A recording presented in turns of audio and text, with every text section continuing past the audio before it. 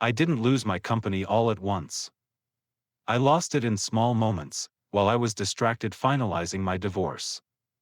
My name's Noah Turner, and while I was splitting custody schedules and selling the house, my business partner was telling people I couldn't handle the company anymore.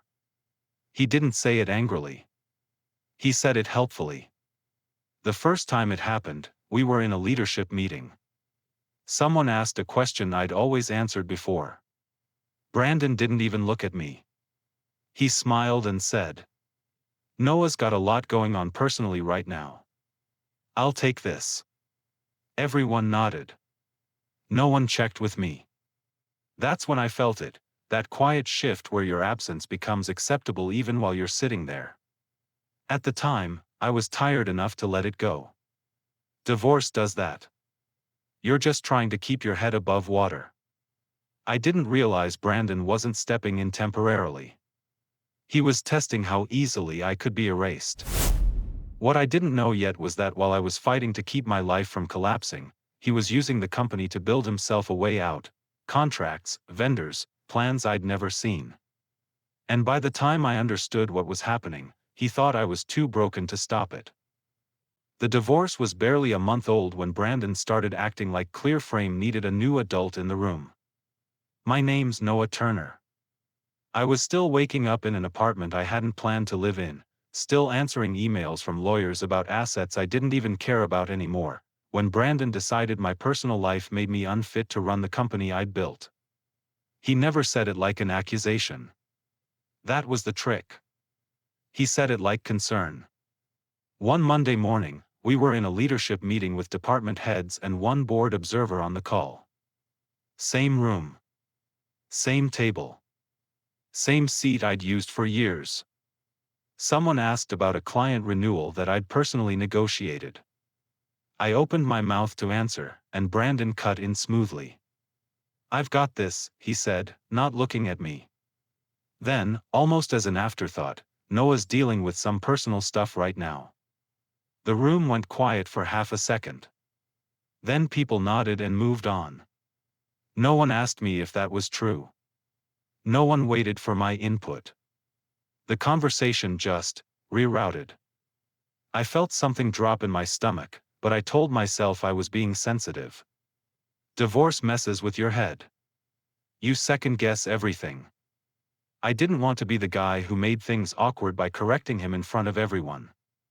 After the meeting, one of the product leads pulled me aside and asked if I was okay. That's when I realized Brandon hadn't just said it once. He'd been laying the groundwork. Over the next 2 weeks, it kept happening. Brandon started handling conversations I used to own. Vendors stopped calling me first. Decisions showed up already finalized, with my name attached as if I'd agreed. When I asked why I wasn't looped in, Brandon would smile and say, "I didn't want to bother you with extra stress." He even used my divorce as cover. "I told them you're trying to focus on getting through this," he said one evening, like he was doing me a favor. "The last thing you need is pressure." What he didn't say was that he was telling people I was unstable, distracted, temporary. The worst moment came during a board update. One of the board members asked directly whether I planned to stay involved long-term. Before I could answer, Brandon leaned forward and said, "We're taking things month by month. Noah's priorities are shifting." That word, shifting, landed hard. I remember sitting there, hands folded, realizing something important. Brandon wasn't waiting for me to step back. He was actively making it seem like I already had. And the reason it worked was because I didn't fight him. Not at first. I was tired. Emotionally wrecked. Focused on surviving the divorce without blowing up the rest of my life. I told myself I'd deal with the business stuff once things settled down. But things don't settle when someone else benefits from the chaos. By the time I noticed that my access to certain reports was temporarily limited, and meetings were happening without me, Brandon had already tested the room and learned the answer to his real question. No one was going to stop him. Not unless I did. I didn't confront Brandon after that board meeting. I went home and stared at the ceiling instead, replaying every second where I could have spoken up and didn't. That's the part people don't talk about. When your personal life is falling apart, you don't suddenly become reckless. You become careful. Quiet. You start choosing battles, and most days, you don't have the energy to fight any of them.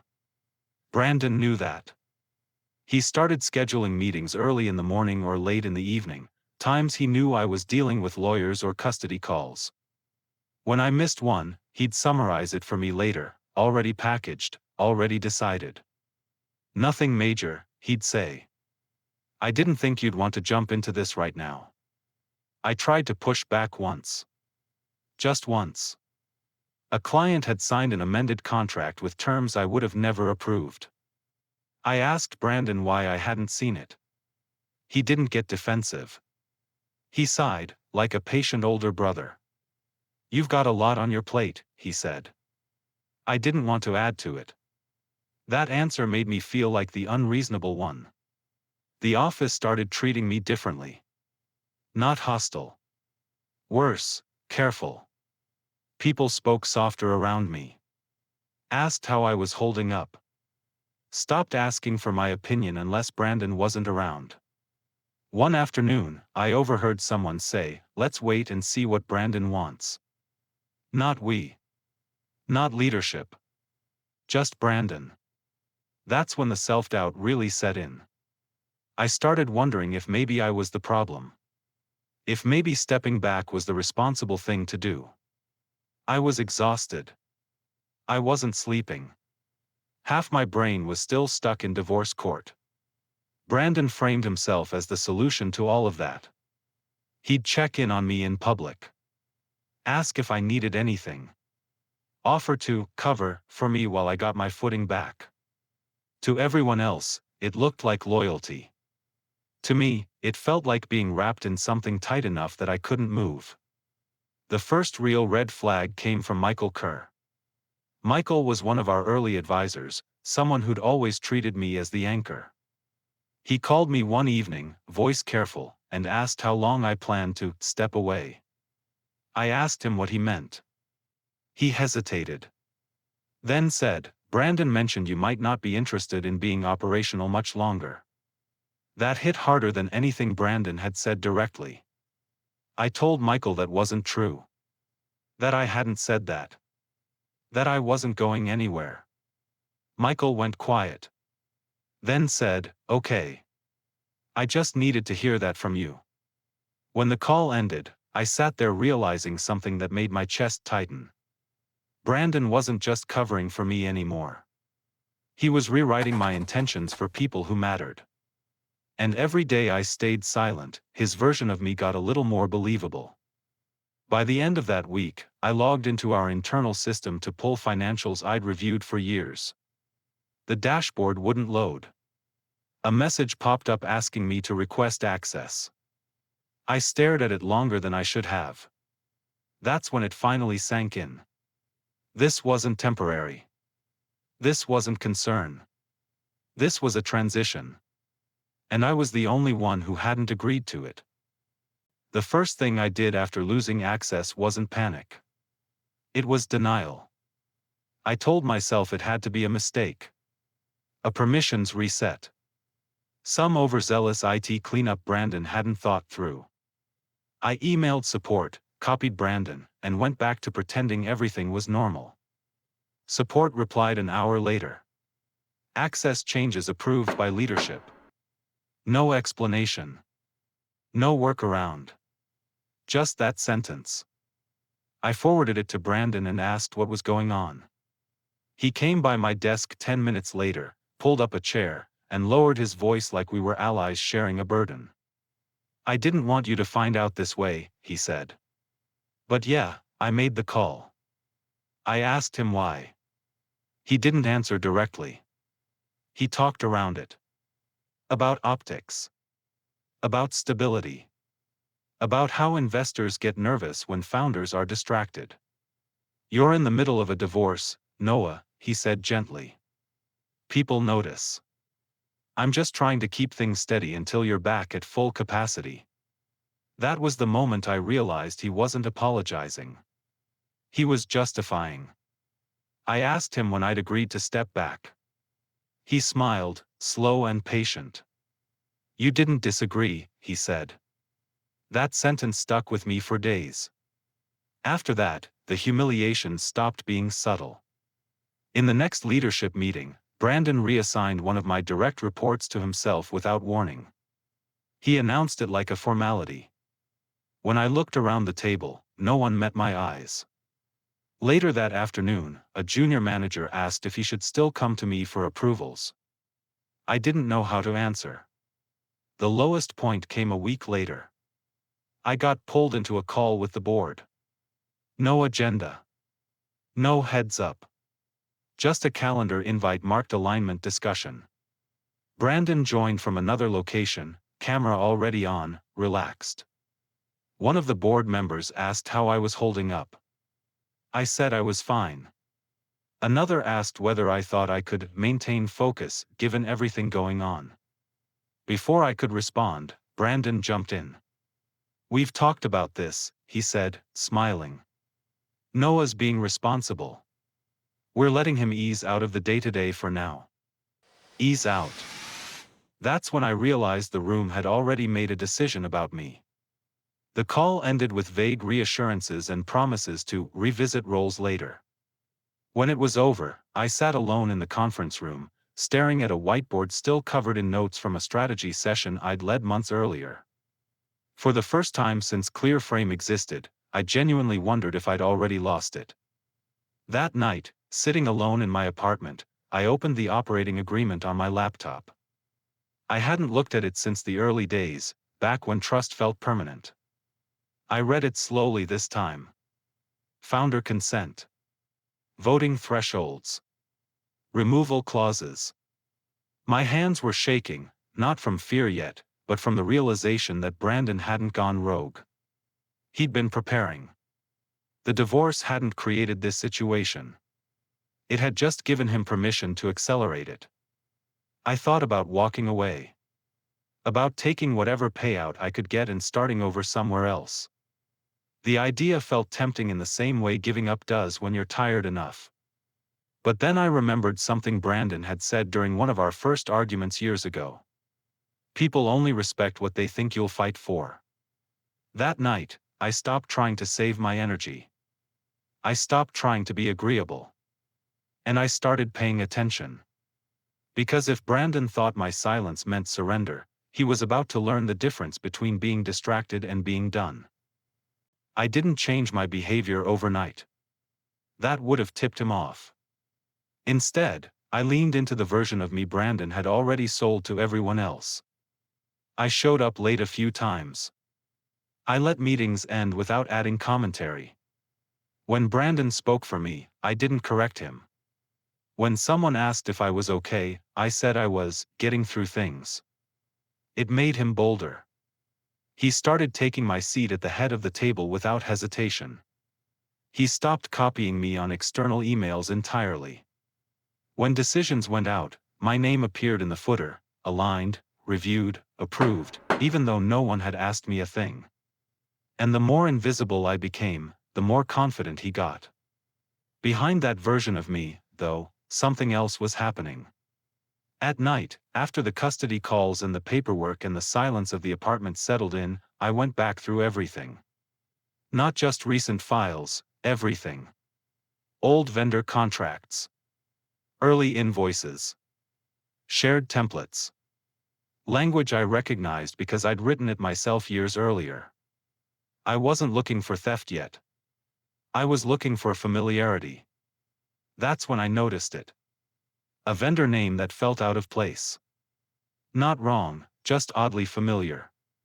I searched for it internally. Then externally. It led to a shell entity registered less than a year earlier. Different name. Same service category. Same phrasing in the description. I followed that thread.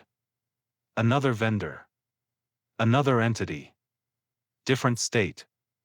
Same structure. It didn't take long to find the pattern. These weren't competitors. They were offshoots. Parallel infrastructure. The kind you build quietly when you're planning to leave but want to take pieces with you. I looked up the startup those entities rolled into. It wasn't under Brandon's name. That was intentional. But the timing lined up perfectly with when my divorce started. When my attention slipped. When he began protecting me. I didn't download anything. I didn't confront anyone. I made a list. Dates. File paths. Registration numbers. I kept it offline, handwritten, like evidence you don't want accidentally sinking somewhere. The deeper I went, the clearer it became. Clearframe wasn't just being run without me. It was being used. Money wasn't disappearing outright. That would have been obvious. Instead, it was being redirected. Legitimate expenses. Legitimate vendors. Just pointed at something else Brandon was growing in parallel. A backup life. The governance changes suddenly made sense too. I finally got my hands on the updated internal procedures he'd pushed through while I was in court. Approval thresholds had shifted. Dual signature requirements were gone. Authority consolidated neatly into one role, his. It was legal. Barely noticeable. And devastating if you didn't catch it in time. I sat there, reading the document, realizing how long he'd been planning this. How many steps he'd taken before my marriage even collapsed. The divorce hadn't caused the betrayal. It had just made it easier. The next morning, I got an email from a junior analyst I barely worked with anymore.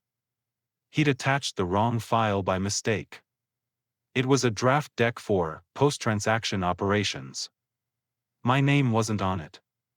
Not even once. I didn't respond. I didn't correct him. I didn't tell Brandon what I'd seen. I closed my laptop and went to the one person Brandon didn't know I'd already contacted. A lawyer. And the first thing he told me, after reviewing everything quietly, was this. If the deal closes the way this is written, you don't just lose control. You lose the right to complain about it later. That was the moment the fear finally hit. Not panic. Not anger. Clarity. I wasn't being sidelined. I was being erased. And if I didn't move before Brandon finished what he'd started, there wouldn't be anything left to fight for. That conversation with the lawyer didn't end with advice. It ended with a warning. He didn't dramatize it. He didn't tell me Brandon was evil or that I'd been naive. He just slid the operating agreement back across the table and said, if you wait for this to become official, you lose leverage. And once leverage is gone, the outcome is already decided. I asked him what that meant for me. He didn't answer right away. He asked me a question instead. Do you know how many founders realize they've been pushed out only after the paperwork is signed? I didn't respond. Most of them, he said. And almost all of them thought it couldn't happen to them. I left that meeting and sat in my car for a long time without starting it. For the first time since this began, I let myself think the thought I'd been avoiding. I might actually lose everything I built. Not in some dramatic blow-up. Not with shouting or lawsuits. Just quietly, professionally, with my own signature already baked into the process. That night was the lowest point. I was alone in the apartment, surrounded by boxes I still hadn't unpacked from the move. My phone buzzed with a message from my ex about a scheduling issue, followed by an email from Brandon marked, "Quick Sync." The subject line made my stomach turn. I didn't open it. I sat on the floor instead, back against the couch, and seriously considered walking away. Taking whatever deal Brandon offered. Letting him have Clearframe so I could at least stop bleeding in every direction at once. That's the kind of thought you have when you're exhausted enough to mistake surrender for peace. The next morning, Brandon cornered me before I could even sit down. He closed my office door and didn't bother pretending anymore. We need to talk about expectations, he said. The board's concerned. I asked about what? Continuity, he replied. They don't want uncertainty. That word again. He leaned forward. If this deal moves forward, they'll want leadership that's fully focused. No distractions. No instability. There it was. Finally said out loud. I asked him what that meant for me. He didn't answer directly. He talked about options. About advisory roles. About how stepping back could be framed as my choice.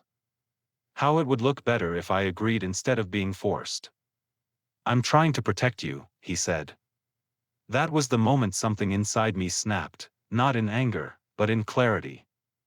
I realized Brandon wasn't negotiating yet because he didn't think he had to. He thought the deal was inevitable. I nodded.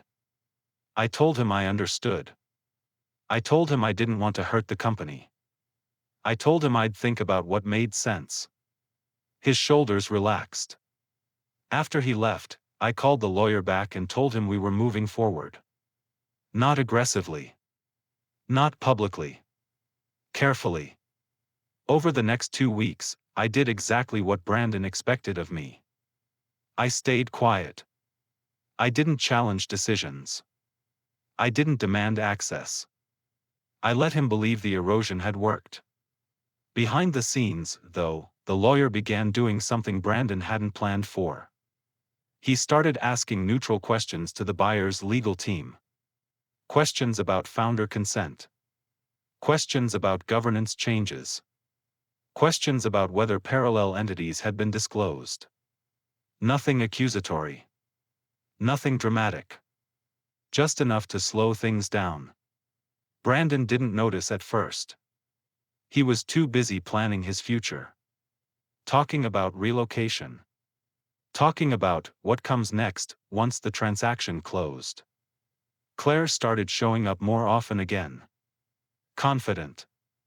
Involved. Like someone whose plans depended on a payout that hadn't happened yet. That's when I understood something important. Brandon wasn't just pushing me out. He was counting on the money. And if that money disappeared, everything he'd built on top of it would come down with it. For the first time since my divorce began, I felt something other than exhaustion. I felt direction. And Brandon, convinced he'd already won, had no idea I was about to take away the one thing he needed most, time. The deal didn't slow down all at once. It hesitated. That hesitation was enough to change everything. At first, it showed up as delays Brandon couldn't explain. A call with the buyer's team got pushed. Then another. Documents that were supposed to be finalized came back with comments instead of signatures. Brandon brushed it off publicly, but in private, I could see the tension settling in. He started hovering again. He'd stop by my office unannounced, ask if I'd heard anything, then pretend he wasn't waiting for reassurance. When I told him things like this were normal, he nodded too quickly. The confidence he'd been wearing for months didn't fit anymore. The buyer's lawyers began asking different questions. They weren't interested in projections or growth stories now. They wanted timelines. Approval trails. Confirmation that both founders had been informed and aligned during key decisions. Brandon forwarded those emails to me with casual notes attached, just looping you in, standard diligence, but the tone had shifted. These weren't routine. The lawyer I'd hired told me the file had been flagged for enhanced review. That phrase mattered. It meant the transaction was no longer moving forward on trust. It was moving forward on verification. Every answer Brandon gave created a record. Every gap created risk. The parallel startup Brandon had been feeding quietly didn't survive the scrutiny. One of its investors backed out after a neutral disclosure about overlapping vendors and shared infrastructure. Another followed a few days later. The momentum vanished almost overnight. Claire noticed. She stopped showing up unannounced. When she did call Brandon, it was late, tense, and short. I overheard him one evening pacing outside the office, voice low and urgent. I didn't expect this, he said. No, that's not what they told me. A week later, she was gone. No announcement. No explanation. Just absence. Brandon, meanwhile, was unraveling. He started sending follow-up emails late at night, asking for confirmations he used to gloss over. He asked the lawyer questions he should have already known the answers to. He began looping me into conversations he deliberately excluded me from months earlier, acting like we were suddenly aligned again. During one call with the buyer's counsel, Brandon tried to take control the way he always had. He spoke quickly, filled silence with reassurance, referenced documents he assumed would settle things. Then one of the lawyers asked a simple question. Can you confirm that both founders approved the governance changes implemented last year?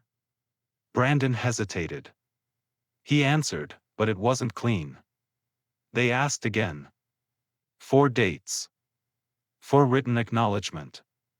That's when they turned to me. I didn't accuse him. I didn't contradict him outright. I explained how decisions had historically been made. How approvals used to work. I clarified the structure without attaching blame. The call ended politely. Afterward, Brandon didn't speak to me for the rest of the day. The next morning, he closed my office door and sat down without asking. This deal matters, he said. For all of us. He didn't sound confident anymore. He sounded afraid. I told him I agreed.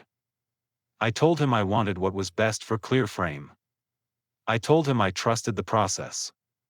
He stared at me like he was trying to decide whether I was lying. That afternoon, the buyer sent formal notice that the transaction was being paused pending resolution of governance concerns. Not cancelled. Paused. Brandon forwarded the message to me with one line. Do you know what this means? I did.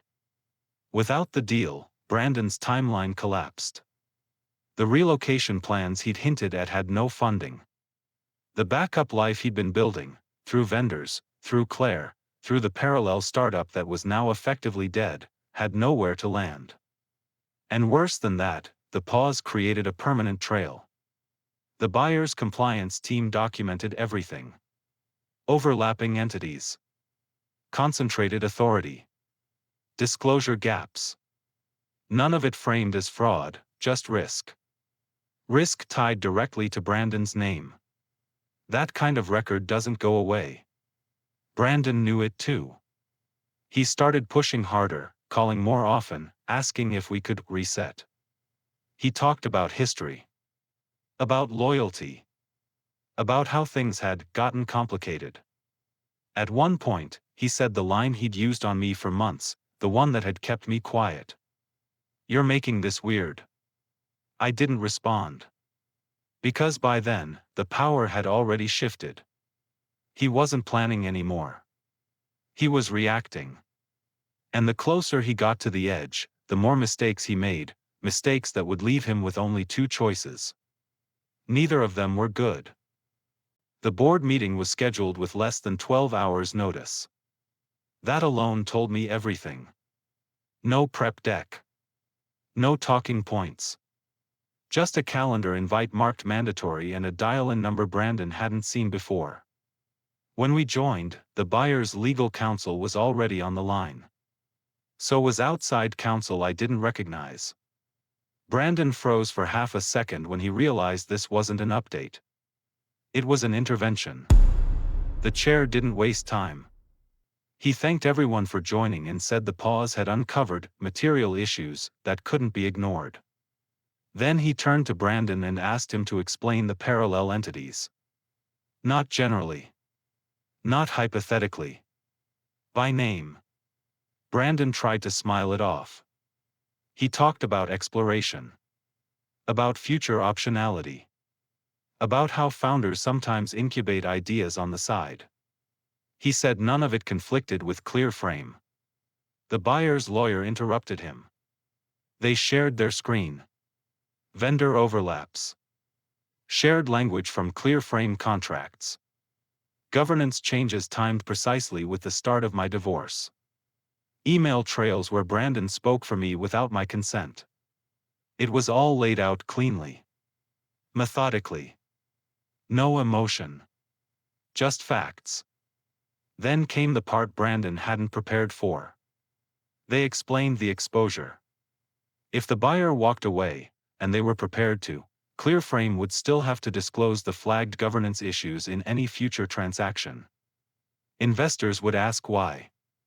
Regulators would ask why. And Brandon, as the architect of the changes, would be personally named in that narrative. The chair turned to him again. "You put the company at risk," he said. "And you did it while misrepresenting your co-founder's position." Brandon finally looked at me. Not angry. Not betrayed. Panicked. He tried to talk over it. Said he was protecting the company. Said I'd been distracted. Said my divorce had created uncertainty. That's when the chair cut him off. "Your partner's personal life is not a governance strategy." Silence filled the line. Then the lawyer explained the options.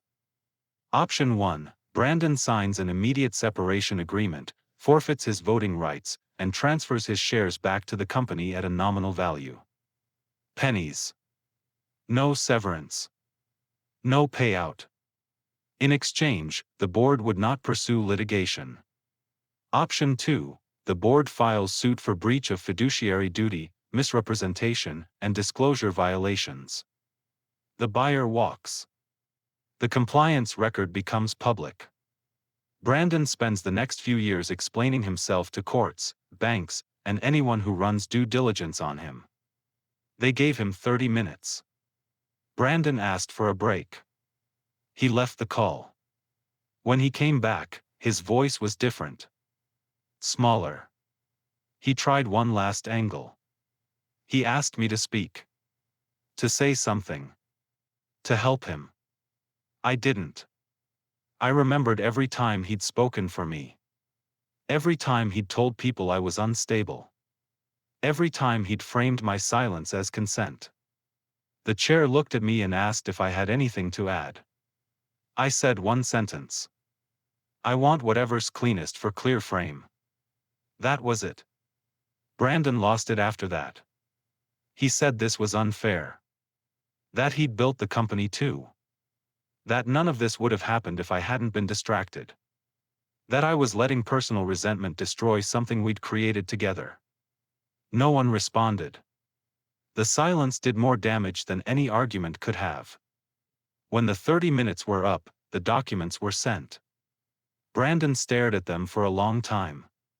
He asked if there was room to negotiate. He was told no. He signed. I watched his signature appear on the screen, shaky and rushed, as he gave away years of equity for almost nothing just to avoid being sued into the ground. That was the moment he understood the full shape of what he'd done. Not just that he'd lost the deal. That he'd lost the company. The future he'd been planning. The narrative he'd tried to control. And that I had been quiet long enough to make it inevitable. Brandon didn't come into the office after that. No farewell email. No announcement. His calendar was wiped clean before noon, and by the end of the day, his name was already gone from internal systems. It was like he'd never been there, except for the work he left behind cleaning up his own mess. The board moved fast once the paperwork was signed. Voting control reverted. Access was restored. Outside counsel stayed involved long enough to make sure everything was properly documented. The buyer officially walked, citing risk tolerance, and their compliance notes were filed where they'd follow Brandon for the rest of his career. That part was quiet, but it was permanent. Clearframe didn't celebrate. There was no victory lap. Just relief. People started coming back to me again. Not all at once. One conversation at a time. Apologies that didn't ask for forgiveness, just acknowledgement. I didn't make a speech about what had happened. I didn't need to. The truth had already done the work. A few weeks later, Brandon asked to meet one last time. He looked exhausted. thinner. The confidence he'd worn so easily was gone. He talked about how hard this had been on him. How unfair the board was. How the situation had spiraled. Then he tried to bargain. He asked if I could help him explain things to future partners.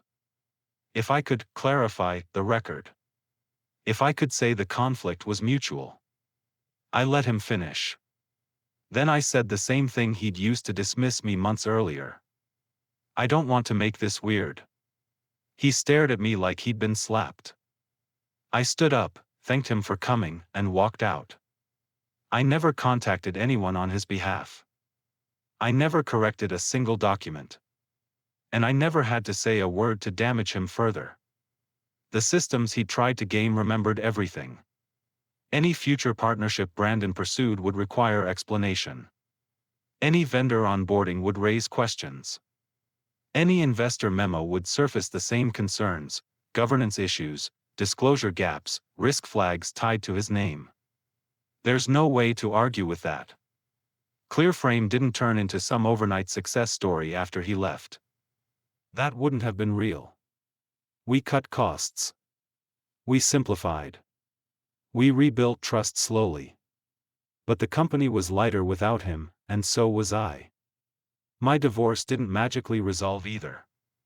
Life didn't snap back into place. But something important changed. I stopped being treated like a liability. And Brandon Shaw stopped being treated like a partner. For the first time in a long time, the company felt honest again. And I didn't need to raise my voice once to get it back.